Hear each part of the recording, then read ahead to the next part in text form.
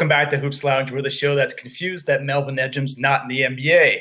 My name is Marc Griffin, aka Montreal Mark. I'm joined by my partner in crime, Phil Boileau, Sporting Phil. We're going old school, two-man style, talking free agency. How it all started.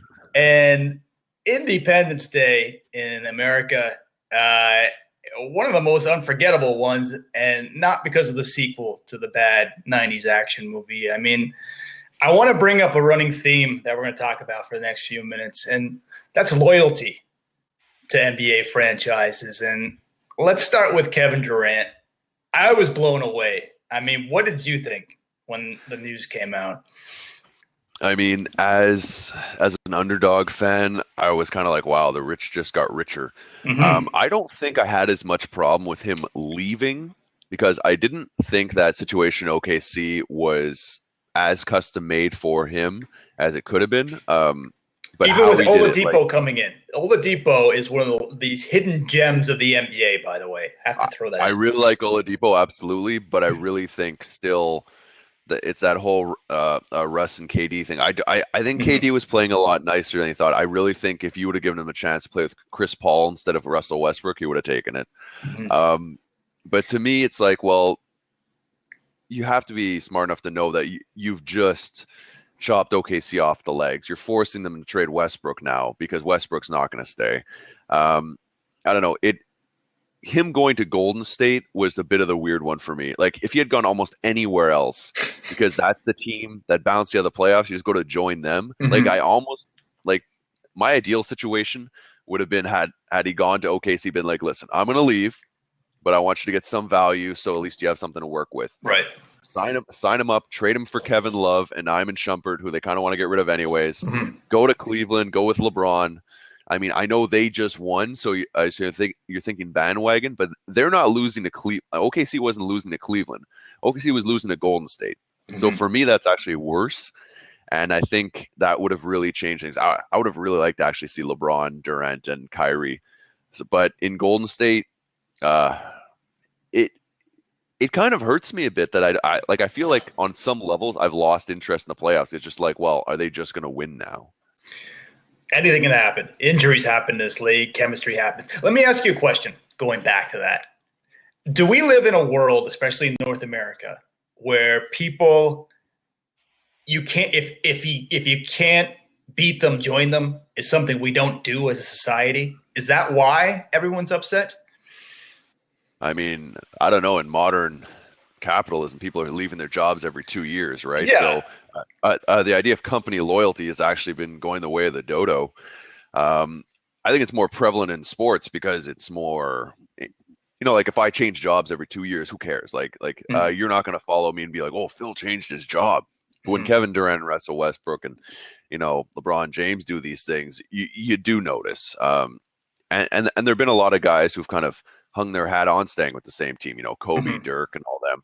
And maybe sometimes to the detriment of the team, like Kobe and the Lakers couldn't rebuild till he was gone, and the player, let's face it, I think Kobe could have maybe had a better chance to win had he been traded the last couple of years. I'm kind of up and down with staying with the same team. I think at the end of the day, people forget it is a business, and you get more money if you're a champion because of endorsements and things. So you're saying if he'd gone to, say, the Spurs or, wherever, Chicago, Boston, we wouldn't be having this uproar right now because it wasn't the team that beat him that he went to, basically. Yeah, exactly. So I think to sum it up, it's less that he left. I don't think that's as big of a shock. It's more that one specific team. He could almost have gone anywhere else. I think Cleveland still, he would have gotten that criticism being the champions. But aside from that, like as an example, if he had walked to Boston, do you really, people have been like maybe arguing their core versus Westbrook and core, but they wouldn't have thought him like a traitor. It just looks like. That's a good word. Look, he's still the best player on either team. I still think he's way better than Steph Curry. But people, will they look at him that way or playing under the Splash Brothers? I have issues with what's going to happen in Golden State because we have a lot of egos in play. And Draymond Green, he's the guy who said, I am not a robot, screaming in the locker room. He wanted more touches. He wanted more this, that, and the other thing, and he's going to be getting a lot less of that with Kevin Durant around.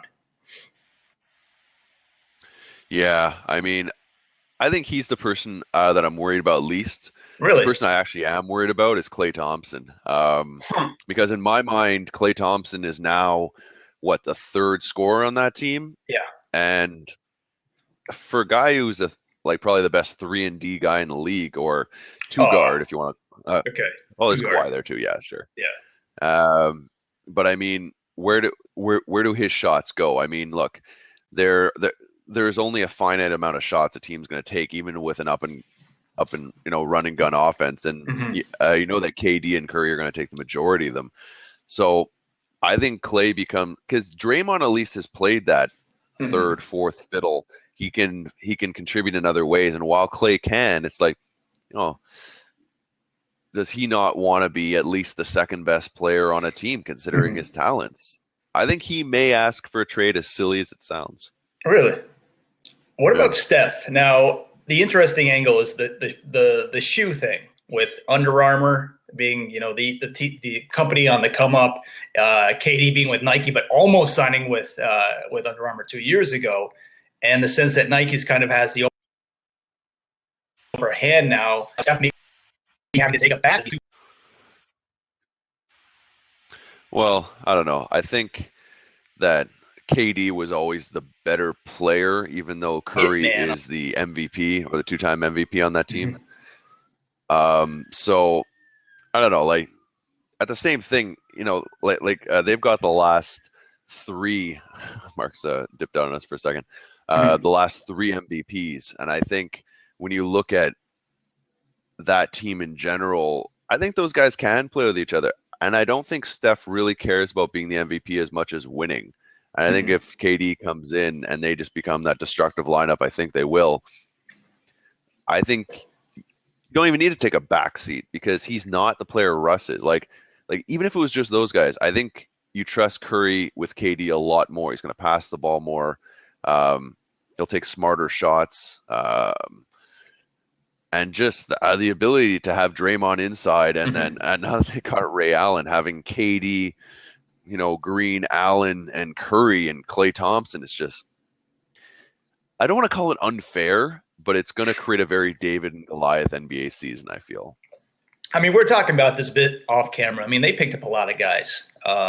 Zaza, they picked up David West. They're picking up a lot of guys for the veterans minimum. People are outraged around the league. The deals they're getting on these guys. Are they going to have enough of a rotation to do this year?